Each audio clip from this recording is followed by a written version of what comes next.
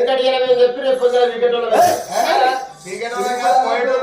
మాట సింగారంగా ఉండాలి, ముఖం సైడ్ వినయంగా మాట్లాడాలి. ఇవాళ చెప్పి రేపు వెళ్ళిపోయేటోళ్ళు షాని అంటున్నారు వెళ్ళిపోయేటోళ్ళమే కానీ అత్తగారి ఇక్కడ అడవిలో అలుముఖం పెట్టద్దు, మాట ముఖం పెట్టద్దు, రేసు ముఖం పెట్టదు. రేసు ముఖం అంటే అడుగు ముఖం అంటే మామూలుగా అందరికి తెలుసు. ఇక అలుముఖం పెట్టింది అనుకోవాలి, ఎప్పటికీ అలిగి కూర్చున్నట్టే ఉంటుంది. ఇక రేసు ముఖం పెట్టింది అనుకో అత్తగారికి ఇక్కడ ఎప్పుడు రొల్లు పంచాయతీలు పొయ్యిలు పోస్తున్నారు. ఒకవేళ మాడి ముఖం పెట్టింది అనుకో వాళ్ళింట్లో ఎప్పటికీ ప్రజాచారం తల్లి తిరుగుతూనే ఉంటది.